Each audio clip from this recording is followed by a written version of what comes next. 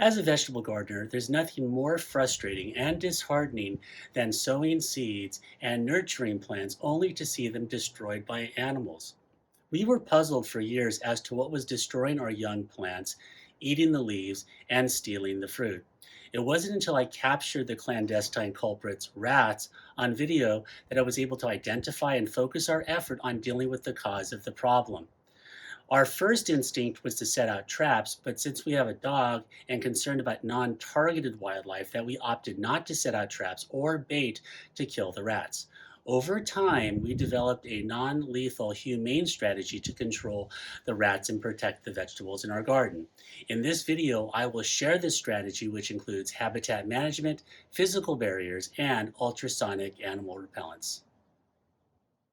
Over the years, I've seen rats dart across the top of our property block wall or scamper across the vegetable garden.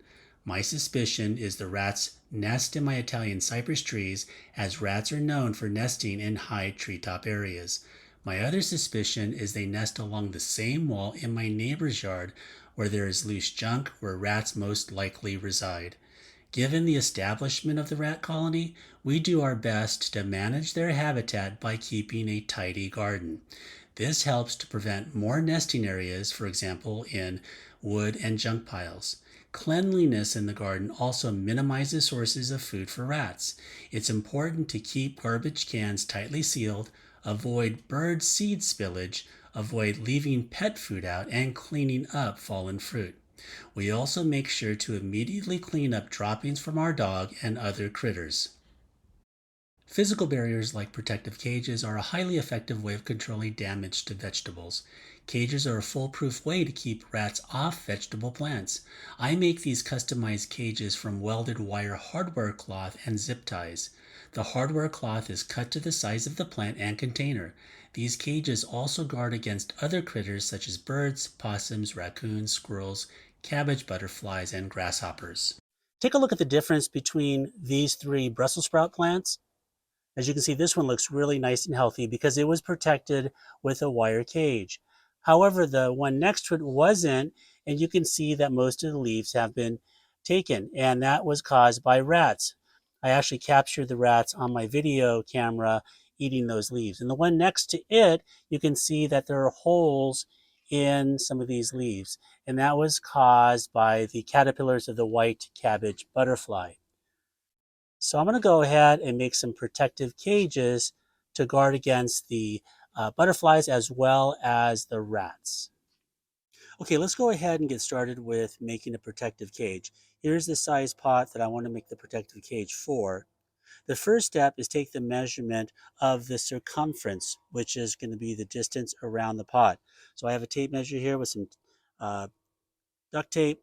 I'm just going to go ahead and tape it down, and then wind the tape measure around the pot, making sure to go to that flared edge because it does flare out. I don't want to go here, but I want to go down here because that's going to be a bigger circumference, and I want the pot to be able to fit over it. So I'll keep that tape measure tight around the lip, go all the way around, and finish right about here. Okay, so that measurement is a little over 51 inches, but I'm going to add a couple of inches just to make sure that that cage fits over the pot. So my measurement is 53 inches. The material that I'm using to make this protective cage is this galvanized wire mesh hardware cloth. The roll is 3 feet wide. Once the cage is assembled, that will actually be the height of the cage. I'm going to go ahead and roll out this hardware cloth, and I am going to cut at 53 inches, which is going to be right here. Remember, 53 inches is the circumference of the pot. So I've just made a little mark there. I'm going to double check my measurement. So this is at 0. This is at 53. Double check. Yes, it's going to be 53. And I'm going to just cut straight through.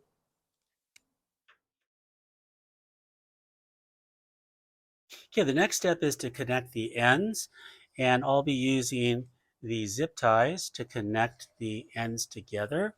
So I'm going to take this section and start to roll it and have it take the shape of a cage.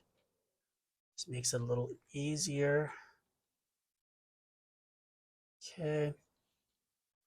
Then I'm going to take this end, take it over here using this zip tie, connect the ends together. Okay, so that's one. A quick and dirty way to make the top of the cage is to lay a section of the wire mesh hardware cloth on top of the pot and then just anchor it down.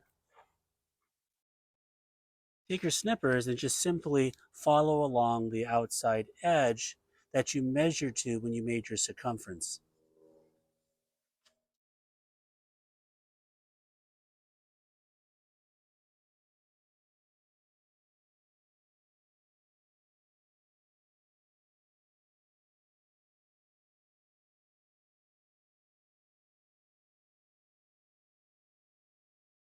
Okay, there's the top. Let's go ahead and see how it fits.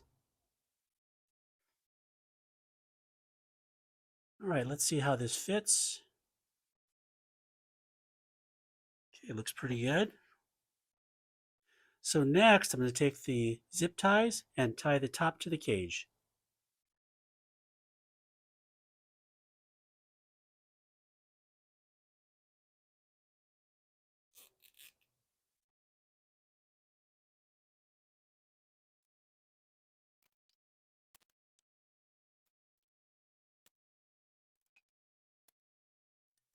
Now that we have the cage assembled, I'm going to go ahead and snip off the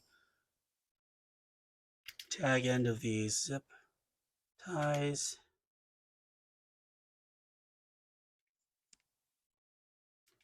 Okay, I think we're done. Let's go see how it fits on top of the pot. All right, it's the moment of truth. Let's see if this fits. Here is the Brussels sprout plant that got chewed up by the rat. So I'm going to position this cage over the pot, slide it down, and yes, it looks good. Here's the protective cage over that damaged Brussels sprout plant, and it's my hope that that plant will recover over time. As the plant grows, I'll prop the bottom of this cage up with pavers to raise the cage and allow the plant plenty of room to grow. Another effective physical barrier to protect fruit is to cover them with bags. I use Ziploc freezer bags with the bottom of the bags cut open. The open end prevents moisture from developing inside the bag. The bags are placed over the developing fruit like tomatoes, with the top zipped to the stem. These bags prevent rats from grabbing the fruit. They can see it but can't touch it. Ultrasonic animal repellents are motion-activated devices that emit a strong variable frequency ultrasonic sound and blinking LED light to scare animals away. The devices I use are solar powered. Dogs are sensitive to the sound, so I turn them on at night when my dog is indoors, then turn them off in the morning. I have seen the effectiveness of these devices from captured videos showing rats running away when the devices are activated. These devices also repel possums, raccoons, squirrels, and skunks. So there you have it. This is our strategy for protecting veggies from rats in our vegetable garden. Please consider liking and sharing this video with other gardeners who are struggling with rats in their garden. Please consider subscribing to our channel. We would deeply appreciate your support. And as always, thank you so much for watching.